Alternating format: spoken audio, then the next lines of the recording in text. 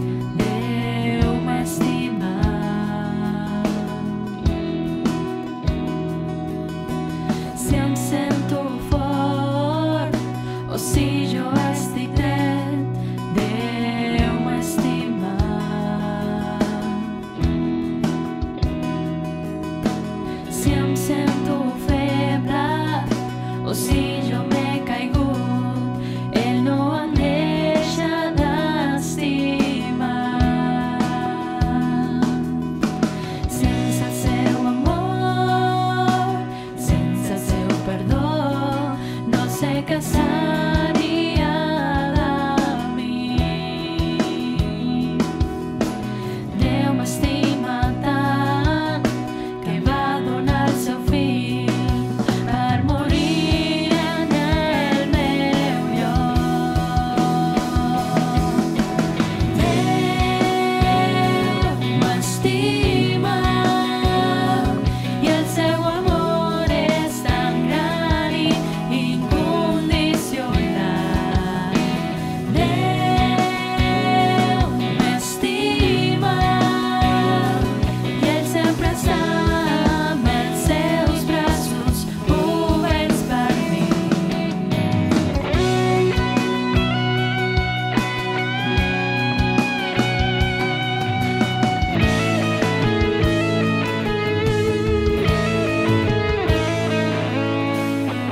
Que sigui així, un pobre pecador, Déu m'estima.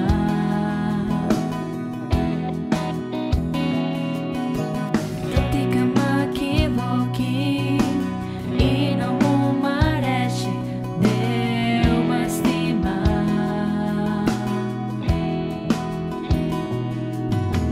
Si em sento fort o si jo estic dret, Déu m'estima.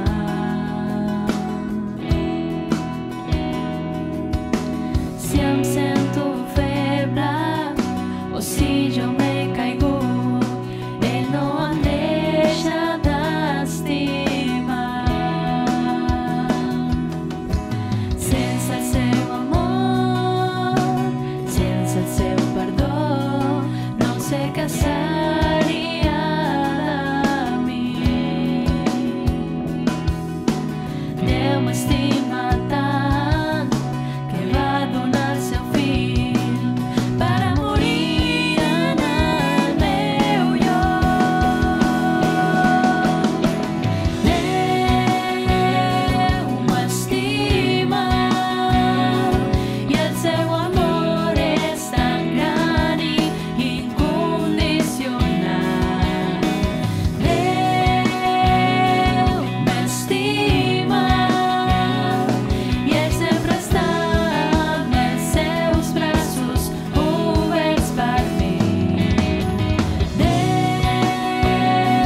m'estima i el seu amor és tan gran i incondicional. Déu m'estima i ell sempre està amb els seus braços oberts per mi.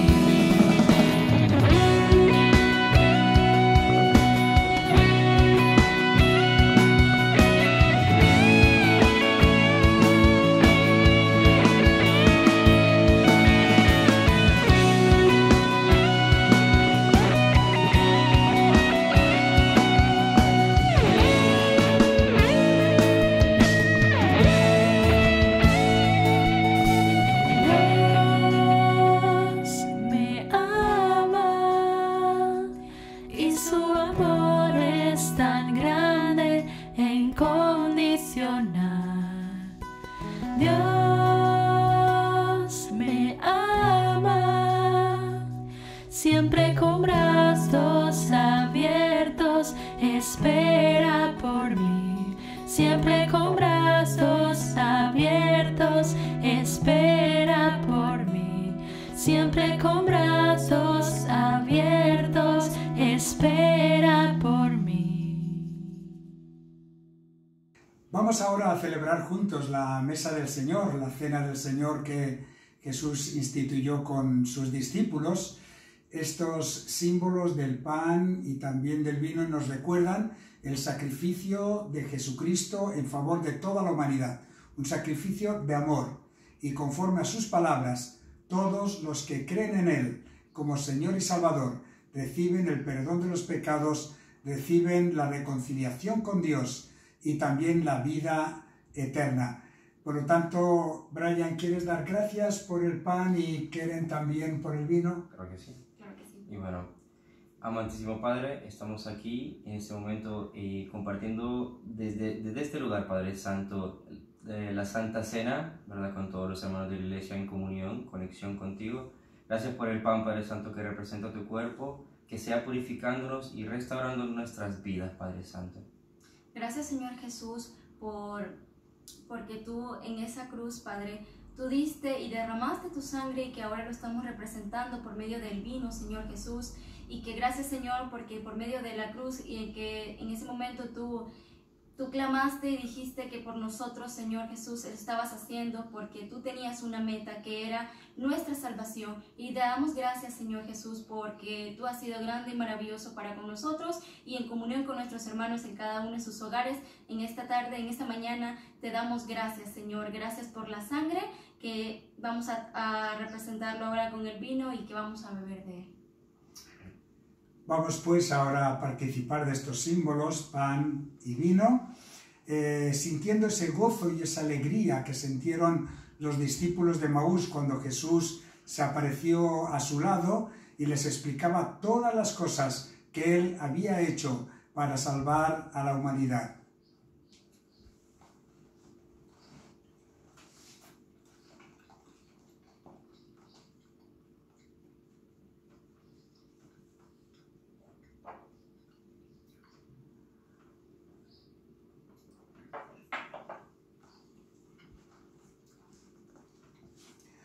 Y ahora vamos a presentar al predicador de esta mañana.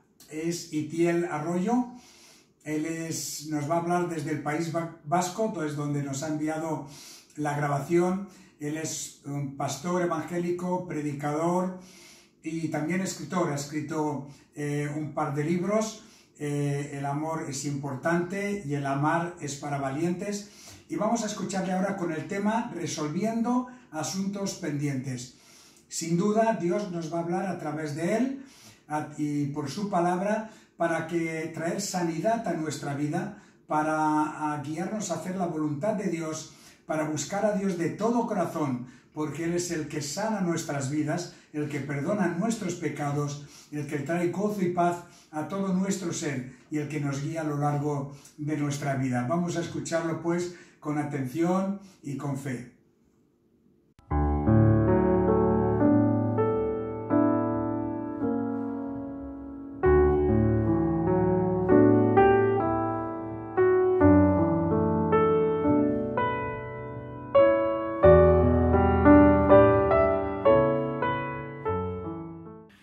Hola, soy Itiel Arroyo y quiero enviar un saludo a mis amigos de la Iglesia Viva en Santa Coloma.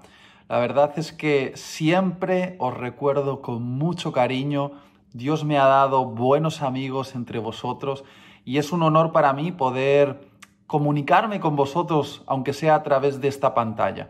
Realmente me gustaría estar ahí disfrutando de una de esas ricas comidas catalanas, pero de momento nos toca conectar a través de estos medios virtuales. Tengo una palabra que me gustaría compartir con vosotros en los próximos minutos, que espero que pueda liberar la vida de muchos hacia los propósitos de Dios. Al comenzar la cuarentena y verme encerrado en casa de forma inevitable, rápidamente me di cuenta de que este podía ser un tiempo de oportunidad para tener un encuentro cara a cara con Dios. Lo que no pensaba en ese momento es que este también iba a ser un tiempo de oportunidad para tener un encuentro cara a cara conmigo mismo. Y quiero ser muy honesto contigo. Lo que he descubierto en ese encuentro cara a cara conmigo mismo no me ha gustado. Descubrí que había algunos asuntos en mi alma y en mi forma de vida que tenían que ser corregidos. Y al principio me sentí un poquito frustrado por la situación. Lo que esperaba que fuese un encuentro idílico con mi Señor, de repente se convirtió en una especie de encuentro con las cosas más turbias, sucias o desordenadas de mi propio corazón. Pero escuché la voz dulce del Espíritu Santo diciéndome: Itiel, este es un tiempo de oportunidad que te estoy dando, un stop en tu vida para que puedas resolver tus asuntos pendientes. Y sin duda me tomé muy en serio estas palabras del Espíritu Santo y hasta el día de hoy he resuelto algunos asuntos que tenía sin resolver en mi vida durante bastante tiempo. Por eso quiero compartir este mensaje contigo, este mensaje que he titulado "Es la hora de resolver tus asuntos pendientes". Y para ello me gustaría invitarte a leer un texto extraño en las Escrituras. Probablemente este texto que vamos a leer es el texto más extraño del Antiguo Testamento. Seguramente es la primera vez que escuchas un mensaje acerca de este texto y es probable que sea la última vez que escuches un mensaje acerca de este texto. Pero creo que este texto esconde algunos principios fundamentales que nos van a ayudar a entender lo importante que es resolver los asuntos pendientes de nuestra vida para que podamos entrar al lugar de nuestro propósito. Vamos a leerlo juntos en Éxodo capítulo 4, versículos 24 al 26. Dice así: Y aconteció en el camino que en una posada Jehová Dios le salió al encuentro de Moisés y quiso matarlo.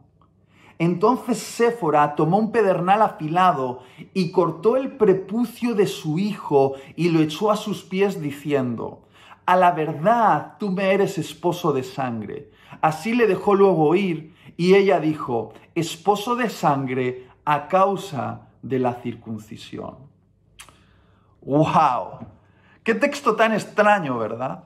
Si sacásemos una foto a la escena que acabamos de leer en este texto, esta sería la foto. Moisés, su esposa Séfora y su hijo de aproximadamente unos 12 años de edad se encuentran pasando la noche en un hotel de carretera justo en la frontera antes de entrar en la tierra de Egipto. Moisés está sobre la cama, gritando como un moribundo, como si una fuerza misteriosa estuviese a punto de matarlo. Séfora tiene un cuchillo afilado en la mano y en la otra mano tiene un trozo de carne sangrante. El niño está en el suelo retorciéndose mientras se agarra la entrepierna y grita: ¡ah! Sangre por todas partes en la habitación. Casi parece una película de terror, ¿verdad?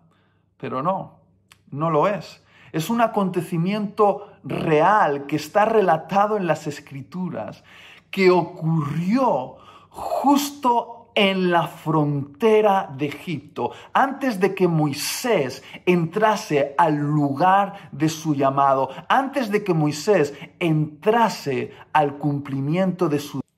Para entender lo que estaba ocurriendo en esa habitación, tenemos que ponernos en contexto, porque el contexto siempre es importante. Para ello tenemos que retroceder 80 años antes de ese acontecimiento, justo al día del nacimiento de Moisés. Ese bebé judío que nació en tierra de los egipcios. Ya desde el momento de su nacimiento, Moisés era un condenado a muerte. El faraón había firmado un edicto para que todo niño judío fuese asesinado. Pero dice la historia que cuando la mamá de Moisés vio el rostro de ese bebé, pudo percibir el llamado de Dios sobre Moisés y puso en riesgo su propia vida para salvar la vida de ese niñito. Se acercó al río Nilo y puso al niño en un cesto y dejó que ese cesto fuese llevado por las aguas del río. Pero en realidad no eran las aguas quien llevaban ese cesto hacia su destino. Era la mano de Dios que llevó a Moisés justo hasta ese lugar donde la hija del faraón hacía sus labores. Cuando la hija del faraón vio a ese bebé, algo dentro de su corazón se conmovió y quiso adoptarlo como suyo. Y literalmente ese niñito judío fue criado en el palacio del faraón egipcio. Y durante 40 años Moisés recibió la educación egipcia, que era la educación más alta y desarrollada de la época. Fue educado en todas las artes y ciencias egipcias. Fue educado para convertirse en un príncipe egipcio. Pero algo dentro de Moisés le recordaba que él tenía sangre hebrea. Y había un celo en su corazón por su propio pueblo. Un pueblo que estaba oprimido por el poder de los egipcios, un pueblo que estaba siendo torturado y esclavizado por ese imperio opresor. Y dice la Biblia que en un momento Moisés observó cómo uno de los egipcios estaba maltratando a uno de los hebreos. Y yo me imagino la historia así, creo que el celo del llamado de Dios en Moisés ardió con tanta fuerza en su corazón que Moisés agarró una piedra y se abalanzó contra el egipcio y golpeándole en la cabeza, lo mató. Me imagino que Moisés miró a su izquierda y su derecha para ver si alguien había visto el asesinato e intentó enterrar el cadáver, esconder su delito. Finalmente, como era de esperar, Moisés fue descubierto y Moisés tuvo que huir como un proscrito de la tierra de Egipto. Y quiero hacer un paréntesis aquí porque creo que hay un principio muy importante que no debemos olvidar y es el siguiente: el fin no justifica los medios. Lo voy a volver a decir. El fin no justifica los medios. Es cierto que Dios quería liberar a su pueblo y es cierto que Dios sacudiría el imperio egipcio para hacerlo, pero Dios quería hacerlo a su manera y Moisés pensó que él podría hacerlo a la suya. Y quiero decir una cosa: Moisés intentó hacer la voluntad de Dios con la fuerza de su carne. Y un fin lícito no justifica el uso de medios ilícitos. Si hacemos esto, el resultado va a ser terminar enterrando cadáveres. Es decir, vamos a pasar el resto de nuestra vida escondiendo nuestros desastres. Pero volvamos a la historia. Finalmente Moisés huye al desierto durante 40 años más, como un proscrito, y termina casándose, teniendo un hijo, y ese que había sido educado para ser un príncipe de Egipto, termina convirtiéndose en el pastor de las ovejas de su suegro. Parecía que el pasado había quedado atrás, pero de repente cuando Moisés tiene 80 años, un día cuando está pastoreando a las ovejas de su suegro, tiene un encuentro con Dios. Dios se le aparece en una zarza ardiendo y comienza a tener una conversación con Moisés, una conversación incómoda, que la podemos resumir de la siguiente manera. Dios le dice a Moisés: Moisés, ¿recuerdas lo que hace 40 años intentaste hacer con tus fuerzas? Muy bien, ahora las vas a hacer con las mías. Y Moisés puso un montón de excusas a Dios para no aceptar la misión de regresar a Egipto para liberar al pueblo de Israel de la opresión de ese imperio.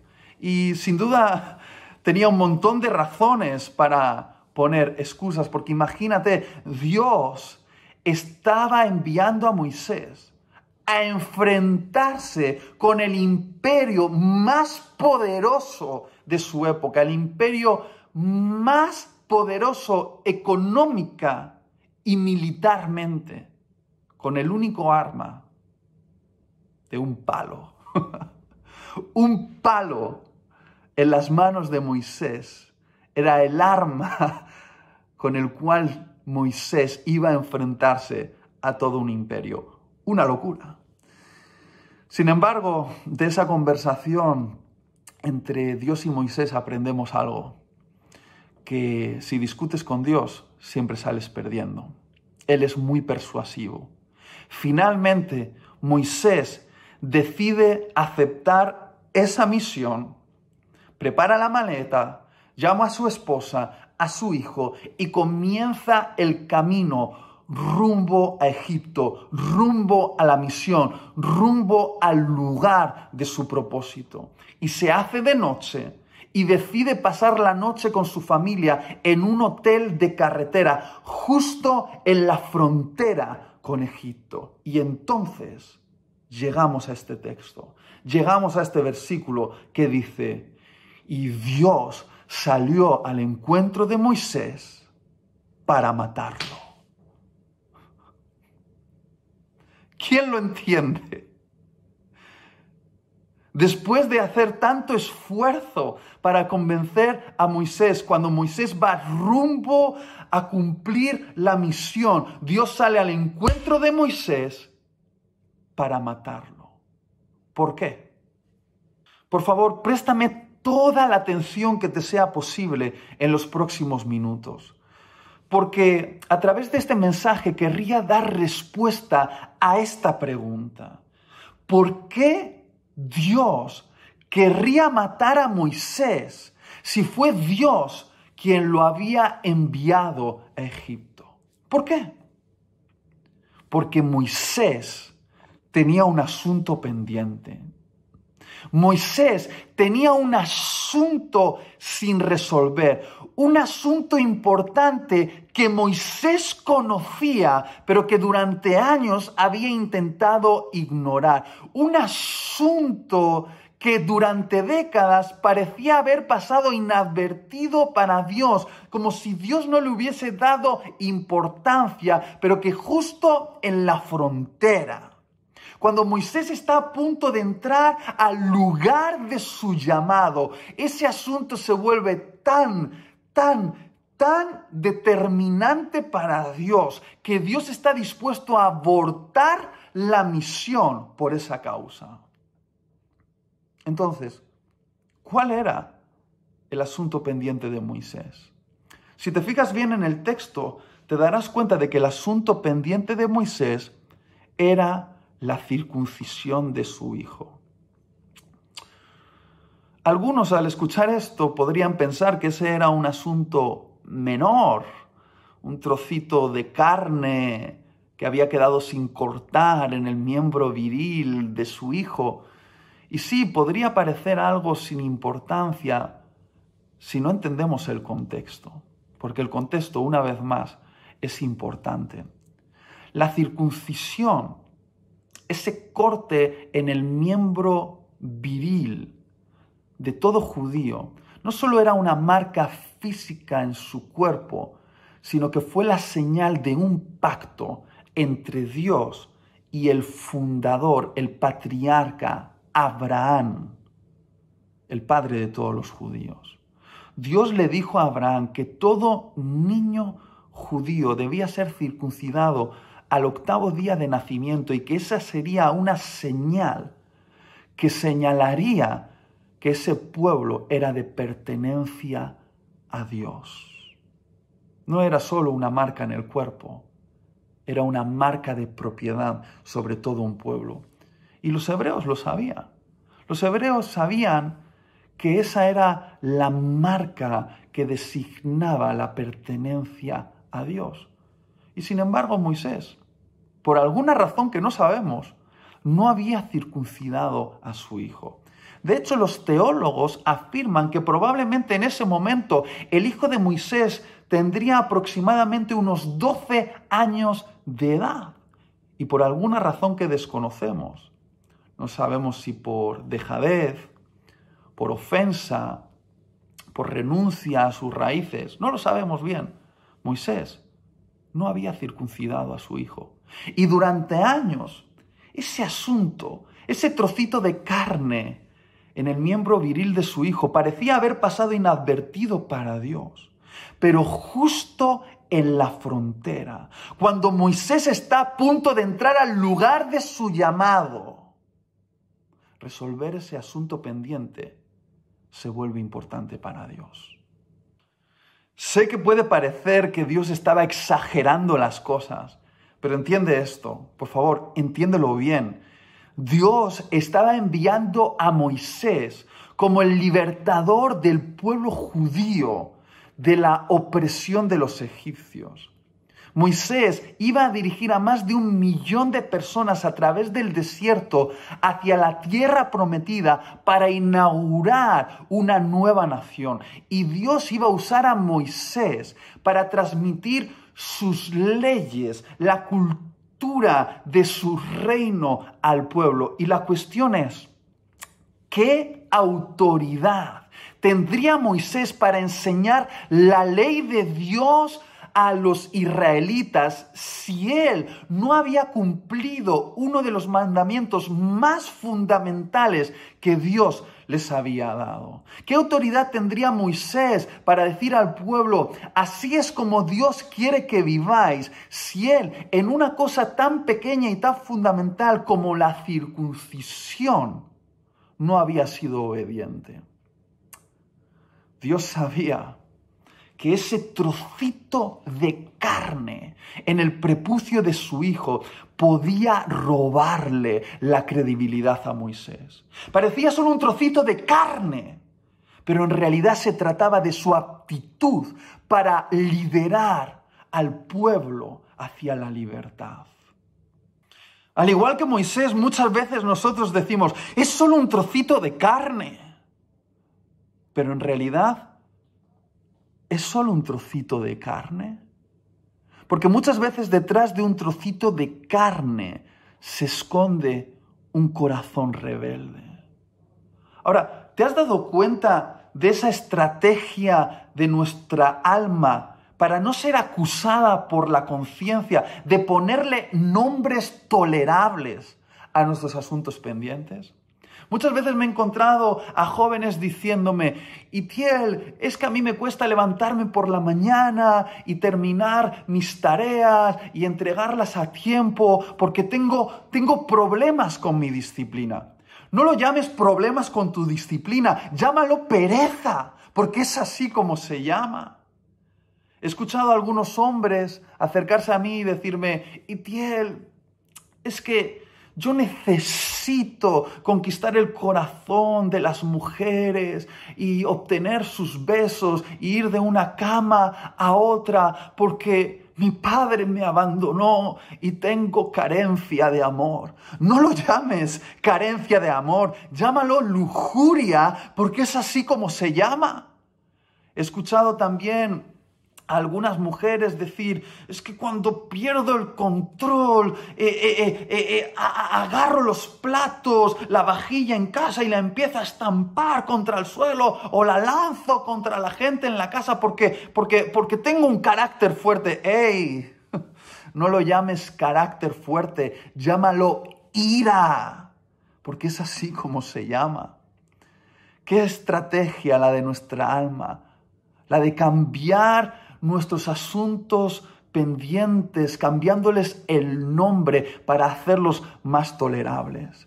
Recuerdo una conversación con el Espíritu Santo, donde Él me dijo, Itiel, cuando te presentes delante de mí para hablarme de tus asuntos pendientes, quiero que sepas que yo voy a ser compasivo contigo. Pero te pido una cosa. Te pido que los llames por su nombre, que no le pongas un nombre digerible, sino que uses el nombre correcto, que uses el nombre que te comprima las tripas. ¿Por qué? Porque solo hasta que le pongas el nombre correcto a tus asuntos pendientes, podrás tratar con ellos. En el caso de Moisés, parecía solo un trocito de carne, pero en realidad se trataba de desobediencia. Y algunos aquí pueden decirme, ¿cómo que desobediencia? ¿Acaso Moisés no había mostrado sus buenas intenciones a Dios, haciendo sus maletas y yendo rumbo a Egipto? Cierto. Moisés tenía buenas intenciones, pero estaba siendo desobediente a Dios. Y aquí hay un principio que espero que pueda grabarse a fuego en nuestras almas, y es el siguiente: Dios no bendice tus intenciones, Dios bendice tu obediencia. Lo voy a volver a decir: Dios no bendice tus intenciones, Dios bendice tu obediencia. Porque si las buenas intenciones sirviesen de algo, el 1 de enero todos tendríamos mejor salud, una mejor devoción a Dios y más dinero ahorrado en el banco. Pero queridos, todos sabemos que las buenas intenciones no son suficientes. A esas buenas intenciones hay que añadirles una acción, es decir, hay que ir al gimnasio para tener mejor salud, hay que levantarse una hora antes para orar y leer la Biblia, hay que ahorrar dinero y decir no a algunos deseos caprichosos para tener más dinero en el banco. Es decir, las buenas intenciones no producen resultados si no van acompañadas de acciones. Tú no eres lo que dices que vas a hacer, tú eres lo que realmente haces. Y si estás viendo este vídeo, si a través de esta pantalla estás escuchando estas palabras, puede ser que tengas buenas intenciones, estás dedicando 30 minutos más o menos, de tu valioso tiempo para escuchar este mensaje, pero la pregunta es: ¿cuál es el trocito de carne sin cortar en tu vida? Moisés tenía una misión importante que cumplir, pero tenía un asunto sin resolver. Un asunto pendiente que durante años parecía haber pasado inadvertido para Dios, pero que justo en ese momento, cuando Moisés se encuentra en la frontera, cuando Moisés está a punto de entrar al lugar de su llamado, cuando Moisés está a punto de entrar en su destino, cuando Moisés está a punto de entrar a la siguiente etapa en su vida, Dios le dice: Moisés, ha llegado la hora de resolver este asunto pendiente. Y aquí está el principio que deseo compartir contigo a través de este mensaje. Si no puedes recordar mucho de lo que he dicho, pero recuerdas esto, creo que será suficiente. Y es lo siguiente: los asuntos pendientes en tu vida se vuelven en tu mayor freno para alcanzar tu propósito, porque Dios no te permitirá avanzar de esta etapa en la que te encuentras a la siguiente etapa en tu vida hasta que no resuelvas los asuntos pendientes de tu etapa presente. Es decir, tus asuntos pendientes te bloquean, te anclan, te estancan. Es decir, tus asuntos pendientes te dejan parado, retenido en la frontera de tu llamado. No te dejan avanzar a la siguiente etapa en tu vida espiritual, o en tu vida laboral, o en tu vida familiar, o en tu vida relacional. La diferencia entre aquel que entra en su destino o se queda en la frontera es esta: resolver los asuntos pendientes. Lo sé, enfrentarse a los asuntos pendientes cuesta muchísimo, pero el precio que pagamos al no enfrentarnos a esos asuntos pendientes es mucho mayor. Es el precio de convertirnos en un casi. Y no hay nada peor que el llegar al final de tu vida con un casi.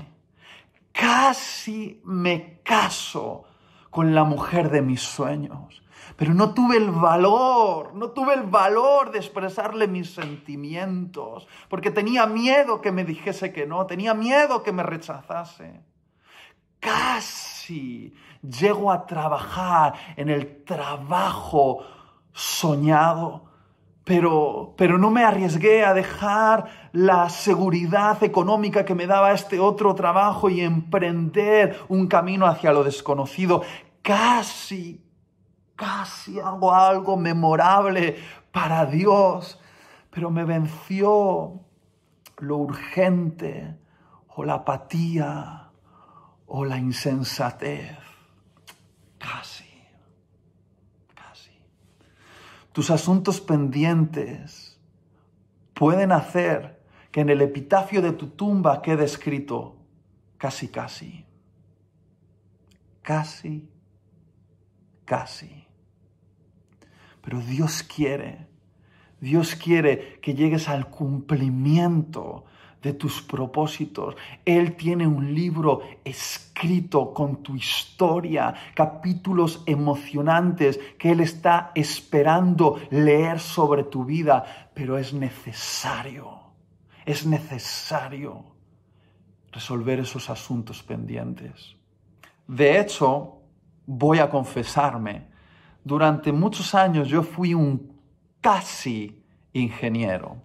Los que me conocen saben que de los 20 a los 24 años yo estudié una carrera universitaria de ingeniería informática. Y durante esos años fui bastante responsable y llevé la carrera al día en las asignaturas y los exámenes, pero al cumplir 24 años, cuando solo me quedaba la tesis, o lo que en España conocemos como el proyecto de fin de carrera, viendo que mi boda con Damaris estaba a unos meses vista y que se me estaba dando la oportunidad para dedicarme a tiempo completo al ministerio, yo tomé una decisión. Yo les dije a mis papás y a mi esposa que iba a dedicarme a estas oportunidades que tenía por delante y que iba a dejar el proyecto de fin de carrera aparcado durante unos meses, pero que al poner en orden todo lo demás, terminaría ese proyecto. Sin embargo, los años pasaron y pasaron y pasaron, y tan inmerso en la urgencia del ministerio, me olvidé del proyecto de fin de carrera, hasta que de repente, un día, mi esposa sacó el cuchillo y me dijo: tráeme ese título a casa. Estoy exagerando, no sacó el cuchillo, pero con una mirada fue suficiente. Ella me dijo: Itiel, prometiste que ibas a traer ese título a casa, que ibas a terminar lo que empezaste y no lo has hecho todavía. Y quiero ser muy honesto contigo. Lo que menos me apetecía en ese momento, cuando yo estaba inmerso en mi verdadera pasión, la pasión de predicar y la pastoral juvenil, lo que menos me apetecía era meterme en una biblioteca a estudiar y a preparar el proyecto de fin de carrera. Pero entendí que debía hacerlo. Y durante semanas o meses dediqué horas y horas y horas a la finalización de ese proyecto, hasta que finalmente lo presenté delante del tribunal y pude traer ese título a casa. Y quizá alguno que me está escuchando ahora puede decir: ¿y qué? ¿De qué te sirvió traer el título de ingeniero informático a casa si nunca has ejercido de ingeniero? Es cierto. Pero ese título colgado en la pared de mi casa es un mensaje que habla de mí, que dice que yo termino lo que empiezo.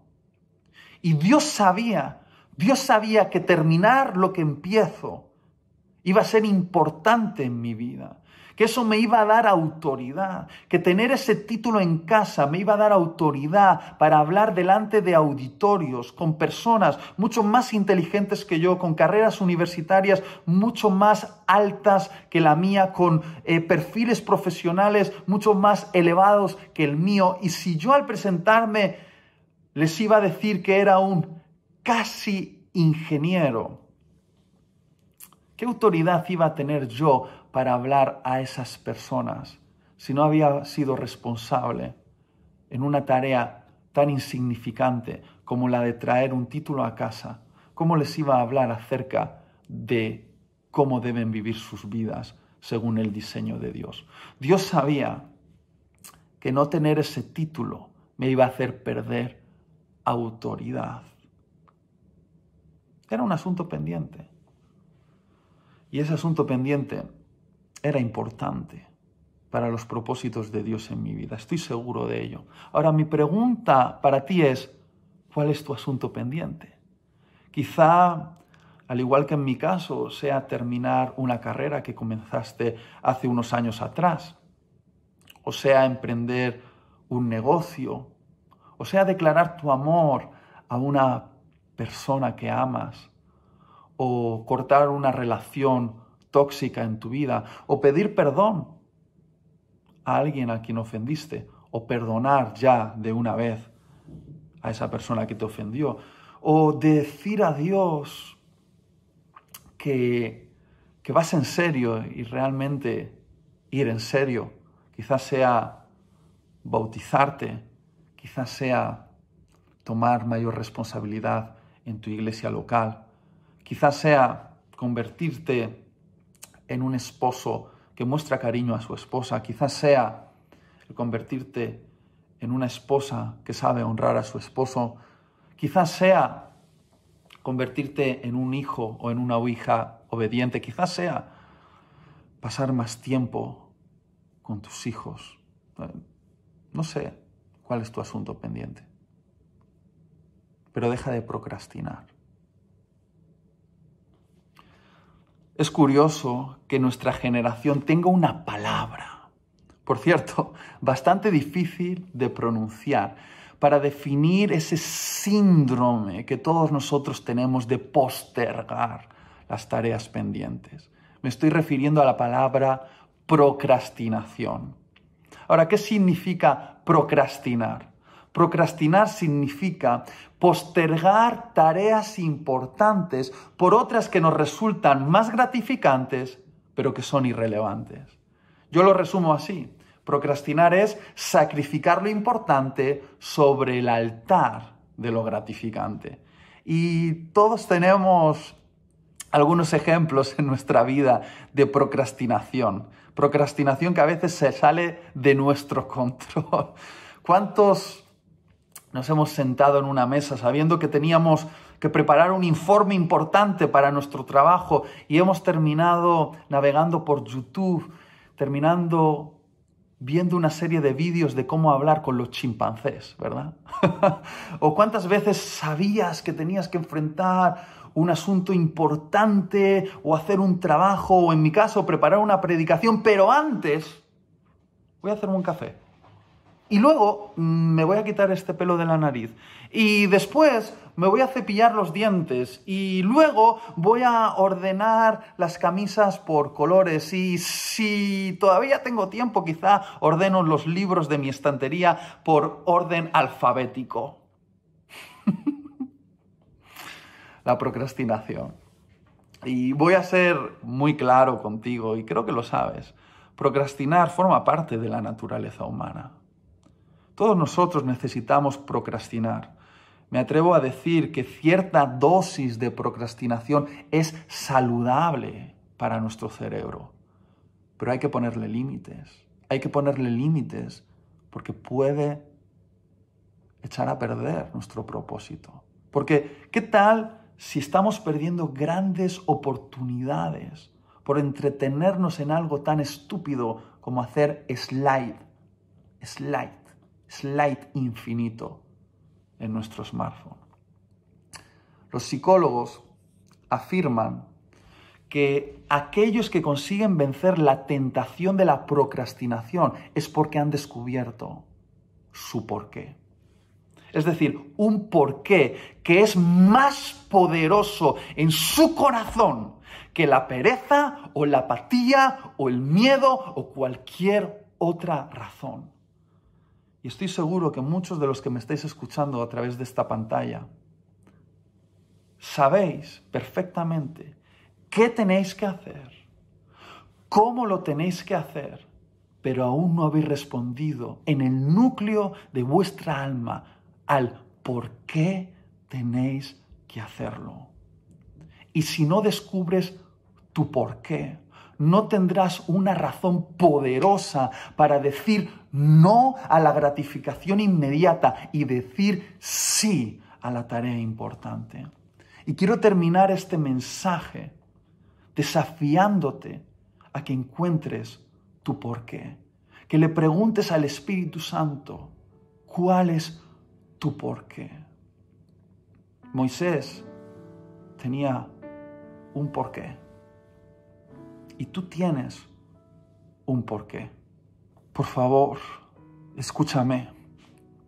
Me gustaría estar ahí contigo, cara a cara, agarrarte de los hombros y mirarte a los ojos para rogarte que encuentres tu porqué.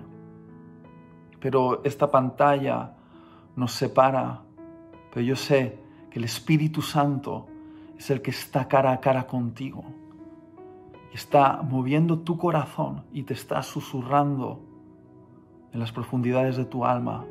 Es hora de determinar tu porqué. Porque al igual que Moisés, tú tienes un porqué enfrentarte a ese asunto pendiente. ¿Sabes por qué? Porque alguien te salvó la vida para algo. Quizá al igual que Moisés, cuya madre estuvo dispuesta a poner en riesgo su vida para salvar la vida de ese bebé, hubo una madre o una abuela que oró por ti durante años para salvarte la vida, que intercedió a tu favor, que ayunó por ti para que tu vida fuese salvada de ese desastre en el cual estabas metido o metida. Y si no fuese el caso, quiero decirte que a pesar de eso, sí que hubo alguien que intercedió a tu favor para salvarte la vida, clavado en una cruz, sufriendo dolor y vergüenza para salvar tu vida de la muerte. Me estoy refiriendo a Jesús. Ese Jesús que al derramar cada gota de su sangre en esa cruz te estaba diciendo que Él creía que tu porqué merecía el derramamiento de su sangre. Y si no es suficiente para ti, déjame decirte otro porqué. Porque si no resuelves tus asuntos pendientes, tus familiares, tus seres queridos sufren. Al igual que Moisés, al no resolver ese asunto pendiente, puso a su esposa en una posición donde no debía estar, una posición emocional delicada, porque finalmente su esposa tuvo que hacer lo que Moisés debía haber hecho. Su irresponsabilidad puso a su esposa en una posición de conflicto emocional, porque jamás su esposa tendría que haber circuncidado a su hijo, y menos a un hijo que ya era semiadulto. ¿Y sabes qué? Tus asuntos pendientes afectan a tus seres queridos. ¿Por qué? Porque les hacen sufrir. Porque ver que te detienes, que no avanzas, que te estancas, hacen sufrir a tus seres queridos, a tu esposa, a tu esposo, a tus papás, a tus amigos. Y si no es suficiente todavía, ¿por qué? Porque esta vida no es un ensayo. Porque hay fecha de entrega. Porque un día nos vamos a ver cara a cara con Dios y nos va a preguntar cómo vivimos nuestra vida, si dimos honor a su sacrificio y nos atrevimos a alcanzar el propósito que Él había diseñado para nosotros. La responsabilidad de Dios es escribir una historia emocionante en su libro para nosotros. Nuestra responsabilidad es resolver todos los asuntos pendientes para pasar de capítulo en capítulo en capítulo y vivir esa historia. Oro por ti. Señor, te pido que mi hermano o mi hermana, allí donde esté, puedas encontrar ese por qué. ¿Por qué hacerlo? Tú le estás susurrando el por qué. Y ese por qué es suficiente para enfrentarse al dolor que implica resolver ese asunto pendiente. Pero yo sé que al otro lado de la frontera se encuentra la siguiente etapa en su vida, el cumplimiento de su propósito, su destino. Y oro para que sean liberados los destinos proféticos de todos aquellos que están viendo este mensaje. Señor, es la hora, ahora, de resolver los asuntos pendientes. Amén. Bien, hemos llegado al final de nuestra reunión y damos gracias a Dios que hemos podido alabarle juntos, hemos podido también celebrar la Cena del Señor y ahora acabamos de escuchar su palabra. Deseamos que la bendición de Dios sea con todos nosotros y la gloria sea toda para Él. Saludos y bendiciones, hermanos. Bendiciones. Bendiciones. Dios. Hasta luego.